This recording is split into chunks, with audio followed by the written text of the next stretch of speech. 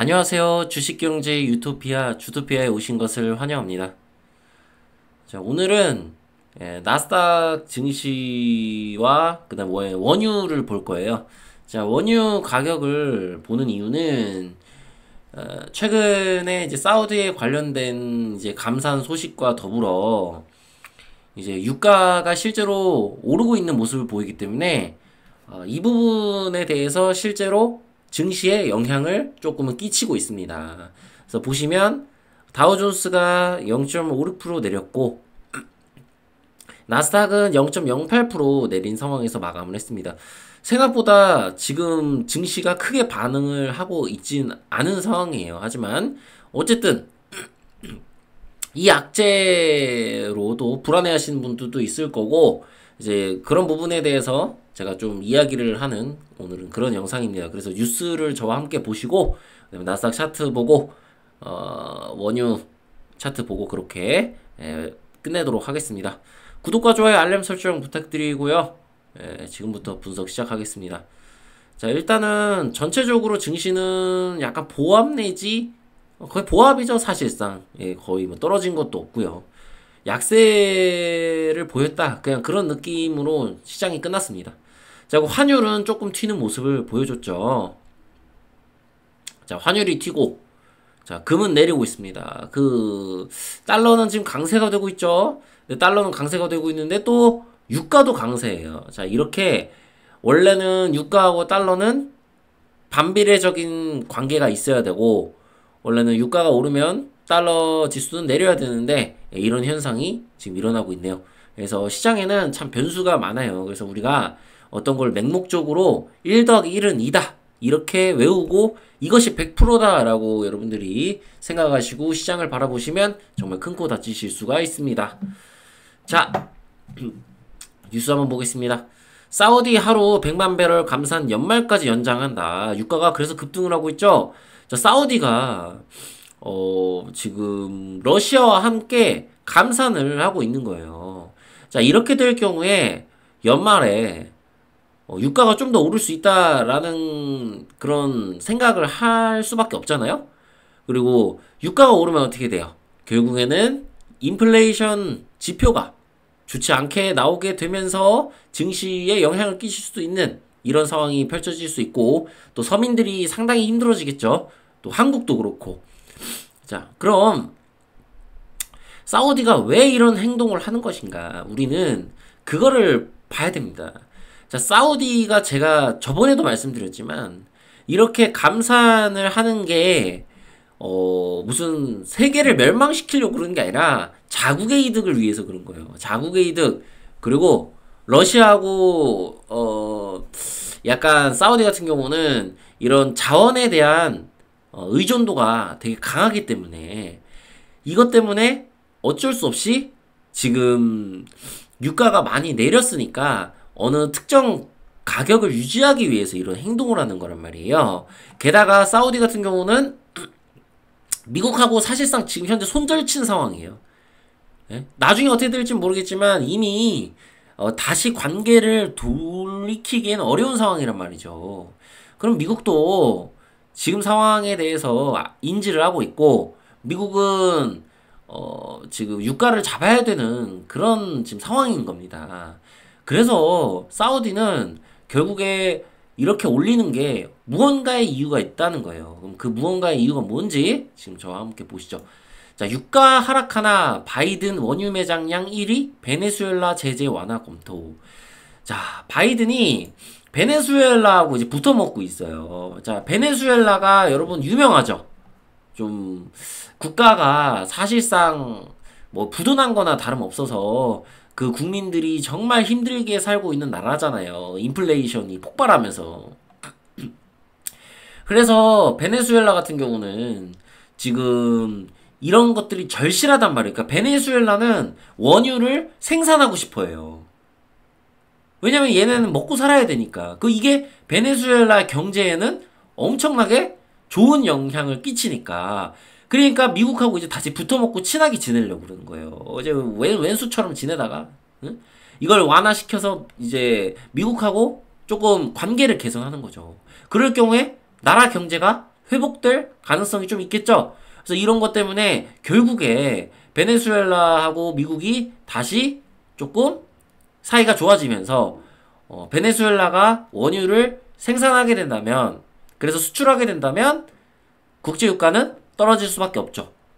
그쵸? 그래서 사우디가 선제적으로 지금 이 기사가 보면 8월 24일에 나왔죠.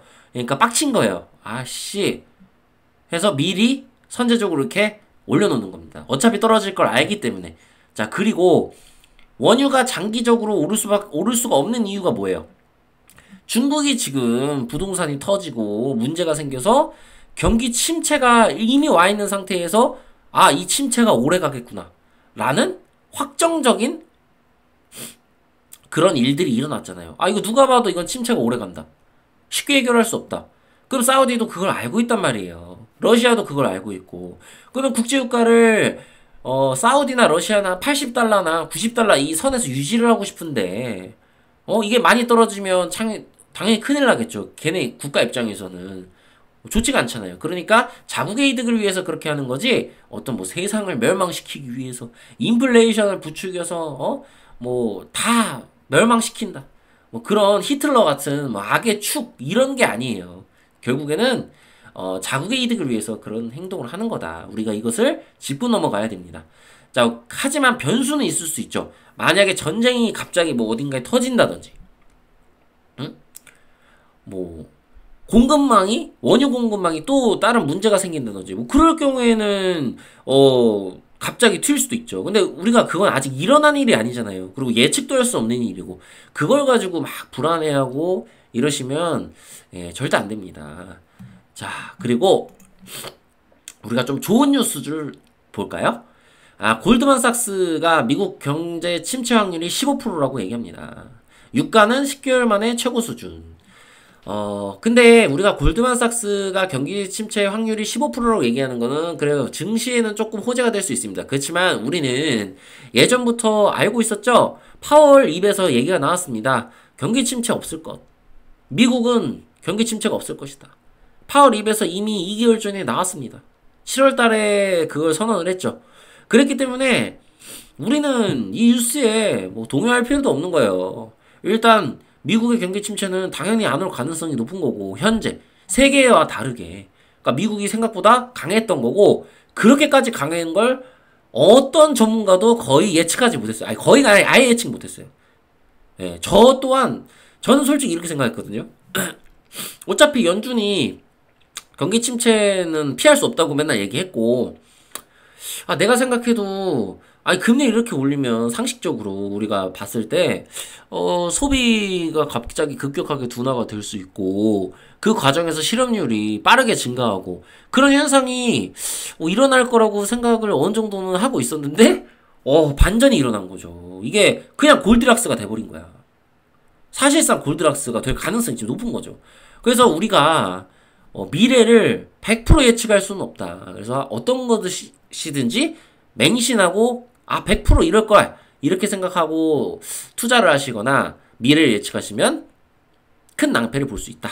이런 것들을 여러분들이 꼭 짚고 넘어가셔야 됩니다. 그래서 이런 것들을 보면서, 왜냐면 경제 전문가들이 한 명도 못 맞췄어요. 저 못 봤어요. 미국 골드락스 올 거라고 얘기하는 사람 못 봤어요. 그러니까 기사는 골드락스 기사가 나왔지만 그 사실 그 당시 그 찌라시였고, 와 진짜 전문가가 어떻게 얘기하고 미국은 아무리 금리 올려도 침체가 올 수 없어요 이렇게 얘기한 국내 전문가 저 한 명도 못 봤거든요. 혹시 그런 전문가 있으시면 봤으면 한번 저한테 얘기해 드리면 한번 그분 영상 한번 좀 보고 싶어가지고. 저는 없는 걸로 알고 있어요. 없어요. 있었으면 벌써 나와서 난리 났겠죠. 8.15 이런 데 나와서. 그렇지 않겠어요? 머니톡 이런데. 자, 유럽 중앙은행 인플레이션 목표치 적시에 달성. 중앙은행 기대 인플레이션 안정화 노력해야. 제가 이거 수치는 안 봤지만 원래 유럽에 관심이 별로 없거든요. 근데 기대 인플레이션이 조금 높은 편인 것 같아요. 자, 그럼 추가적인 금리 인상도 계획을 하고 있는 거죠. 지금 이번 달 지표를 보고 지금 그동안 누적된 긴축 효과가 근원 인플레이션을 낮출 만큼, 이거 기대 인플레이션이 아니라 근원 인플레이션을 얘기하네요. 강하다는 설득력 있는 증거가 없으면 9월에 추가 금리 인상이 필요할 것. 자, 유럽의 추가 금리 인상하면 솔직히 말해서 한국 입장에서는 어떤 게 좋을까요? 달러가 조금 약세가 되는 효과가 있을 수 있겠죠? 왜냐면 유로가 그만큼 어떤 이제 상승을 더 할 경우에 달러가 이쪽으로 빠져나갈 수 있어요, 조금. 그래서 달러 지수가 좀 약해질 수 있다. 그래서 이런 것들은 우리 환율에 조금 더 좋은 영향을 끼칠 수 있다. 아, 이랬는데 또 환율 튀는 거 아니야? 근데 일단 이론상은 그렇습니다. 유럽에서 중앙은행에서 금리를 올리면 달러는 일단 약세가 될 가능성이 높습니다. 그렇다고 갑자기 엄청 약세가 되는 건 아니고요. 자, 그래서 일단은 인플레이션에 대해서는 유럽은 조금 많이 경계를 하고 있는 상황. 미국만큼 안정화가 돼 있지 않은 상황이죠. 자, 연준 매파 윌러가 금리 인상 빨리 필요 없어. 데이터 기다릴 것. 자, 요거 조금 제가 기가 막히게 지금 일단 여기까지는 제가 예상한 대로 흘러가고 있습니다. 일단 121선을 깨고 혹시라도 내려오거나 이런 상황이 오면 제 뷰가 완전히 이제 틀리게 돼요, 이번 달에. 근데 이제 제가 예상한 대로 역시 데이터 이런 거 보고 물가가 낮아진 추세인지 보고 시장이 반응할 것이다.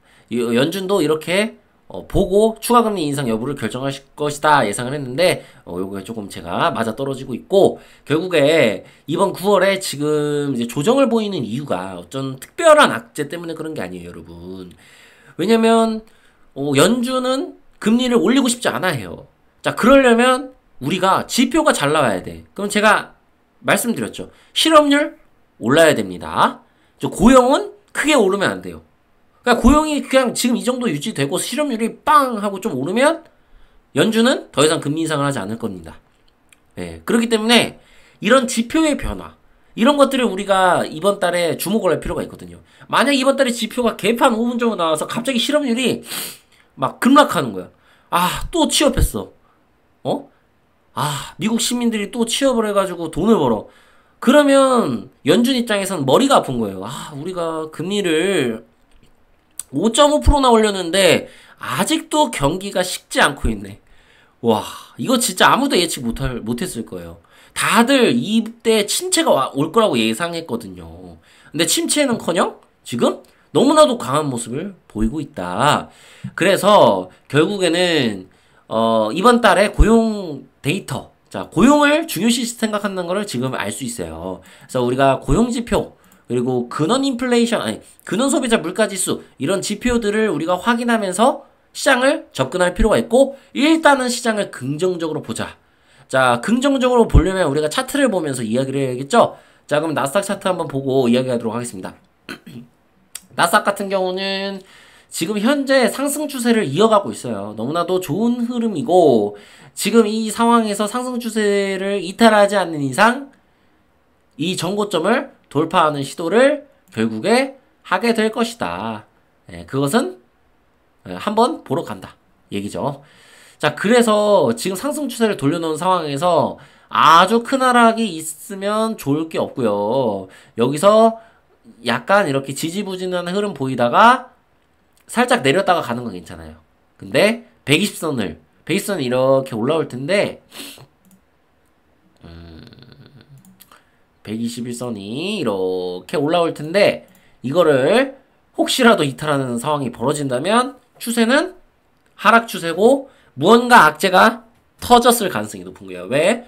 121선이라는 강력한 지지선을, 그것도 지금 지지선이 두 개가 형님이 지키고 있어요. 61선 지지선, 120선 지지선, 이 두 형님이 지키고 있는데 이걸 무시하고 그냥 밑으로 내리꽂는다? 그거는 큰 악재가 터져야 됩니다. 그래서 우리가 돌발 악재가 있는지만 조금 체크해보고 120선을 이탈하지 않는 이상 증시는 상승 추세를 그리면서 전고점 돌파를 시도할 것이다. 자, 근데 변수가 하나 있습니다. 제가 말씀드렸지만 8월에 지금 이게 제가 처음 이제 전망한 9월 중순에 오를 것이다. 그 전망과 지금 일치하고 있는 거거든요. 그러니까 9월 중순이 넘어가서 9월에 이제 상승 추세가 나와야 얘가 전고점을 바로 돌파하거나 강한 모습을 보일 수 있어요. 만약에 이게 지지부진한 모습을 계속 보이면서 10월까지 끌고 가. 그럼 10월에 만약에 반등이 안 나오잖아요? 그러면 증시가 조금 하락할 수도 있다는 이 가능성도 우리가 배제하면 안 돼요. 왜냐면 여기서 매물을 돌파하는 이 어떤 조정, 건강한 조정을 보이고 상승이 나와야 되는데 거기서 갑자기 하락이 나온다면 베이스선을 당연히 이탈하게 될 거고 그거는 무언가 악재가 뭐 10월이든 이렇게 터질 수가 있다는 거예요. 그래서 우리는 9월 안에 반등이 나오는 게 가장 좋은 시나리오다. 그래서 이번 달에도 과연 제가 7월, 8월, 9월 이렇게 3개월 연속 맞출 수 있을지 100% 그거를 한번 지켜보도록 하죠. 자, 그리고 WTIU 자, 원유 가격입니다. 자, 여러분이 생각했을 때는 얘가 이제 100달러를 바로 돌파할 수 있을 거다 이렇게 생각하실 수도 있어요. 무서워. 진짜 이거 올라서 인플레이션 때문에 스태그플레이션 오는 거 아니야? 이렇게 생각할 수 있지만 제가 아까 말씀드렸지만 뭔가 추가적인 전쟁 혹은 뭐 중동의 전쟁 이런 거 있죠. 근데 중동 전쟁이 일어날 가능성 없죠. 이란하고 사우디하고 사실 지금 화해를 한 상태예요. 원래 원수지간이었잖아요. 근데 화해를 한 이런 국제적인 지금 특징이 있죠. 어떤 정세가. 그렇기 때문에 뭐 중동 지방에서 지금 큰 전쟁이 일어날 가능성은 낮아요. 산유국에서. 이런 상황에서 어떠한 악재가 있을 거냐고요. 도대체. 자, 그럼 우리가 큰 악재가 없다는 가정하에 지금 단기적인 악재가 뭐죠? 뭔가요? 사우디의 감산이죠. 러시아의 감산. 이것만으로 100달러를 돌파할 수 있을까? 차트로 봤을 때, 여러분, 여기가 엄청난 저항 구간이란 말이에요. 여기 보시면 밑골이 이렇게 달려있고, 여기서도 윗골이가 달려있으면서, 이게 엄청난 저항이에요. 근데 이 저항을 한 번에 뚫는다. 그거는 있을 수 없는 일이고, 지금 남은 기간이 3개월밖에 안 남았어요, 올해. 아니, 4개월. 그죠? 4개월밖에 안 남았는데 4개월 동안 100달러를 뚫는다. 이거는 사실상 쉽지 않은 일입니다. 지금 차트를 봐도. 이게 저항 돌파하는 게 쉽지가 않아요. 그래서, 얘가 이제 올라도 이 90달러, 93달러 이 선에까지 오를 수도 있어요. 하지만 이거 맞고 떨어질 겁니다. 결국에 미국은 베네수엘라와 짝짝꿍해서 베네수엘라가 원유를 추가 생산하기 시작하고 추가 수출을 하기 시작하면서 국제유가는 안정화될 가능성이 높지만 크게 떨어지진 않을 것이다. 결국에는 사우디가 러시아가 원하는 한 80달러 이 선에서 계속 머무를 가능성이 높고 뭐 80, 뭐 많아도 90달러. 근데 90달러까지 갈까요? 제가 봤을 때. 갈 수는 있겠지만 가도 맞고 떨어질 것 같은데 어쨌든 중요한 거는 갑자기 100달러 이상을 갈 수 있고 그렇진 않아요. 만약에 100달러까지 어거지로 올랐다. 그런 일이 일어났다 해도 맞고 떨어질 가능성이 현재는 가장 높습니다. 그러니까 연말 안에 이 원유로 인한 어떤 악재로 인해서 증시가 폭락을 할 가능성은 현재로서 낮고 겨울에는 당연히 천연가스나 원유의 어떤 가격이 좀 높아질 수 있어요. 겨울이기 때문에. 그래서 이런 것도 여러분들이 감안을 하셔야 됩니다. 지금 솔직히 얘에서 차트상으로는 상승 추세로 돌아선 거 맞아요.